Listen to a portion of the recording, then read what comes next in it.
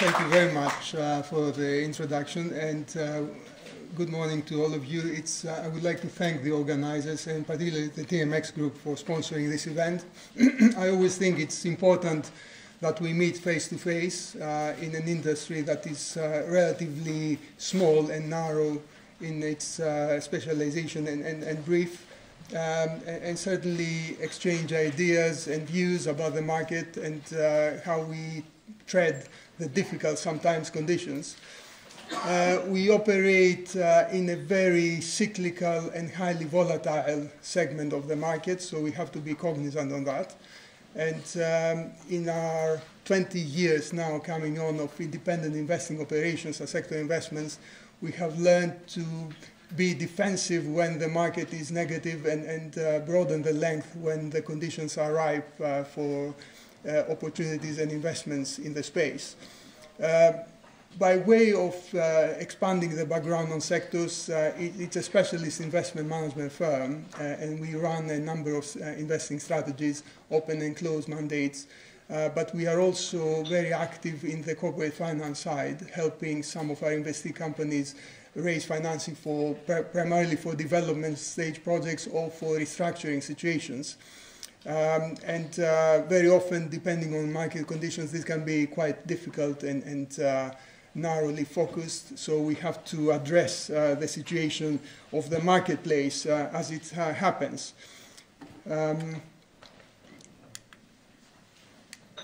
Right, a few disclaimers here, so to hear what I say, but do your research, please. It's always important to have your own views. We have operated in a very difficult market for the last 3 years now. We have been through two major economic upheavals, starting with the COVID pandemic and the lockdown of the economy that destabilized the world trade, caused massive money printing and government funding with the resultant inflationary impact. Now, as the central banks were behind the curve, they were forced to raise interest rates dramatically and very quickly, and mostly within the year of 2022. And that has caused a major funding event, in our view, that we have now to deal through.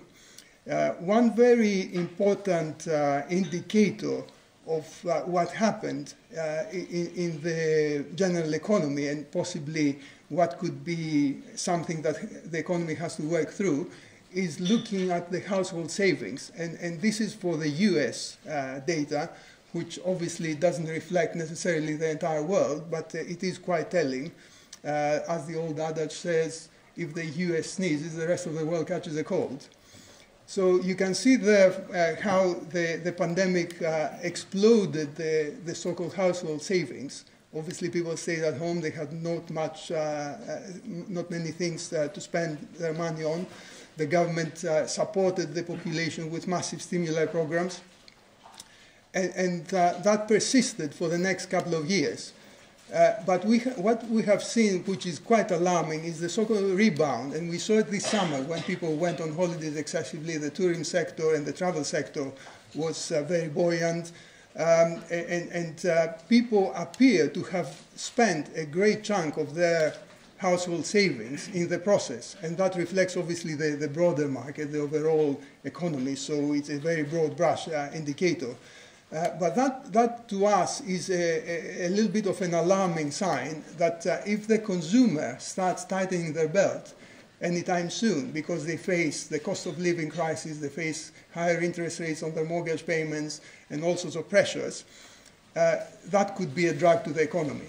And in our view, the equity markets do not necessarily reflect that prospect because of the still large liquidity prevalent in the market. So even though the consumer has been resilient through this year, we could believe that that could fade on the back of tighter central bank liquidity conditions. Another indicator that is worrisome to that regard is the yield curve and how it inverted about a year ago. And you see this is the impact of the COVID massive liquidity injection by the central banks, which has reversed extremely sharply in the last year or so. And even though it has rebounded a little bit in the last 3 or 4 months, it's still around 80 basis points of inversion. Now, historically, again, we have learned to be students of markets. I'm not professing to have a crystal ball to say what could happen to the market going forward, but we just have to look at certain key indicators that could be sort of a warning or lead indicators. So, for example, as a result of this inversion and the sharp rise of cost of funding, we have seen a minor banking crisis earlier this year. And admittedly was relatively contained to a few institutions that were extremely leveraged or exposed to certain segments of the market that were very, very volatile and risky. But it is something that could potentially expand to other sectors. And in my view, something that we haven't seen yet is the high yield sector. What is high yield sector is lesser creditworthy companies who are perhaps higher growth. They are obliged to borrow shorter term with high interest cost. Now, many of these borrowers are coming now to the market to refinance. And what they are finding is that they are not able to refinance very easily. If they had borrowed 100 million, they are probably going to refinance now 700 of it. So they have an equity gap. But importantly, their interest bill is going to be 3 or 4 times higher. So how can they finance that in a slowing economy where the consumer potentially could start tightening? Therefore, we could have some corporate failures that could destabilize the market. We looked at this chart, which I find particularly interesting, and that goes back 70 years. So it's a very long track record looking at the potential for an interest rate shock to cause a recession. And the gray areas you can see are the recessionary periods in world economy.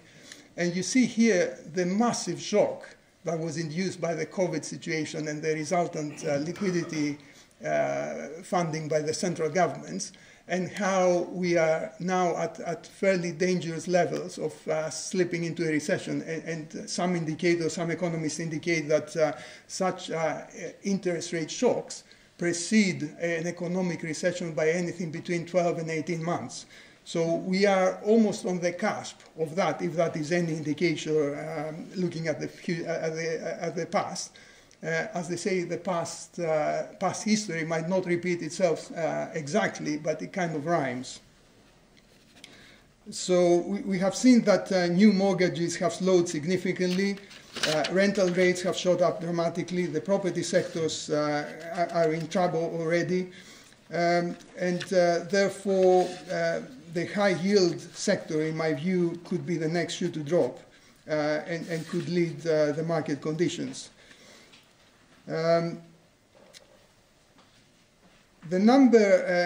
Another few indicators here to show the state of the global economy, and I'll keep it very short here, that you see the manufacturing indices, again, being worrisome. They have not changed they have been sort of retreating for the last few quarters. And most of the US leading indicators have been dropping. And there is a US leading indicator, particularly compiling all the others, that has been dropping for 18 months in a row. And you see this spike here of this reporting frequency, which again is at a dangerous level up here. As far as the leading equity indices are concerned, and I will point to the S&P 500, we look at the S&P 500 members that are trading above the 200-day moving average, and this is dropping very significantly and rapidly. And if you look at the constituents of the S&P, you can see that it's been massively buoyed by technology and consumer goods so far. So it's the Magnificent Seven, you know who they are, who have been fighting for 500, so to speak, and keeping the S&P buoyant and in apparent relatively good shape so far. I'm sorry to be sounding a bit gloomy, but I feel that the recessionary pressures that have been weighing on the economy and particularly base metals in our industry could persist for some time to come, particularly as industrial demand falters. Now, the interesting thing is that among the precious metals, we see some of the more industrially demanded precious metals to have suffered as well. For example, if we look at the palladium price and the platinum prices over the last 12 months, they have retreated significantly. Whereas gold has actually remained fairly strong, even though we have to admit that it has been a lackluster performance and disappointing in view of the geopolitical situation, the war between Russia and Ukraine, what's happening in the Middle East at the moment. We would have expected gold to be much higher as a safe haven metal. But nevertheless, it has performed extremely well compared to the other precious metals, and it's actually up 7 to 8% in the year to date.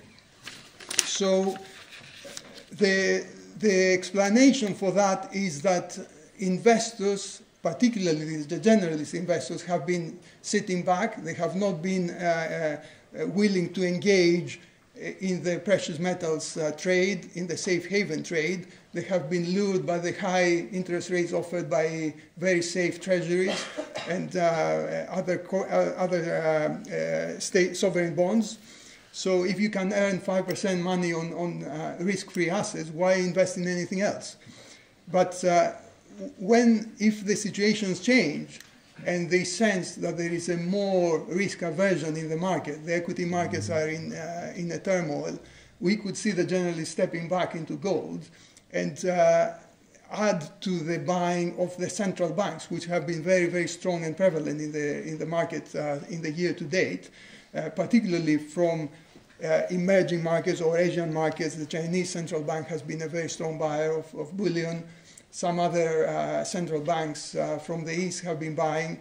And why have they been doing this? Because they want to broaden and diversify the reserves away from volatile currencies, away from the US dollar, and build up a reserve base with something that is not subject to expropriation, whether it is direct or indirect, as Russia has seen, and therefore have a more solid base. So gold remains an important portfolio diversifier, and its recent price action is very positive. If you look here at the technical indicators, they point to a possible further strengthening. And we have to bear in mind that we have tested the 2000 to 2075 level 3 times now in the last 3-4 years. And it's an interesting sort of compressing pattern whereby we are fighting that level over there. If we break above, I'm not necessarily a chartist or a technical specialist, but they do point to the action in the market. And if we break above 2050 or so, or 2100, which many people deem to be a psychologically important level, we could easily race up, who knows where, at least 2400 plus. And interestingly, the ETFs that are backed by bullion seem to have turned the corner. We have had a persistent selling by generalist investors who typically buy via ETFs over the last year or so, but now it looks like this has turned and there is some interest. So I'm going to focus on gold because I think it possibly, in our view, has a chance next year to have a breakout and a very strong market that will obviously benefit all the factors that are involved in it, including the mining companies, which have been starved of capital for over 2 years now, as far as I can tell.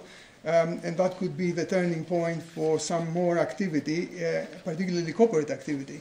It is also notable that the mid-tier gold producers who have been sitting on a lot of cash, they are generating very strong free cash flow with the current commodity prices, have not been engaging in corporate activity.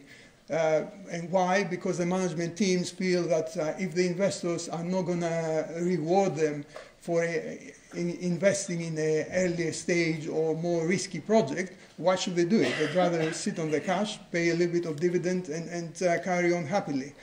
But if that market changes, then investors are going to start to ask the growth question. And as most of these companies have been depleting their reserves and drawing down their inventory of future production, management teams will be compelled to buy new assets, whether that is going to be late-stage development assets with a short cycle to production or earlier stage trophies is something to see. But it's something that we expect will happen with the change in sentiment. So all of these reasons to hold gold still remain very strong and very prevalent, and it only takes the generalist investor to change their outlook and their mindset and start believing in expanding their sort of hedges against market volatility. And we have to bear in mind that global allocations to gold, in terms of global portfolio allocations, is less than 1% of outstanding financial assets. So even a small change in that percentage of allocation could cause a massive, could have a massive impact on the price of the commodity. Now, as a result of the market conditions, as I said earlier, the financing conditions for projects have been extremely tough and difficult, and most companies have struggled to raise the required financing, particularly earlier stage companies which are focused on exploration. Generalist investors have been nowhere to be seen, and the specialist investors like ourselves have a finite powder to deploy in the market. So the market has been starved of financing.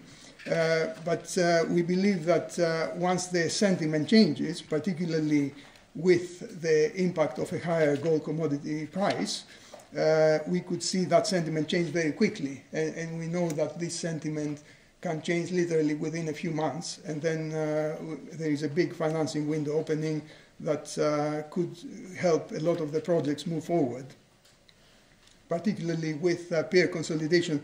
It's interesting that some peer consolidation has been happening, but it has been peer-to-peer.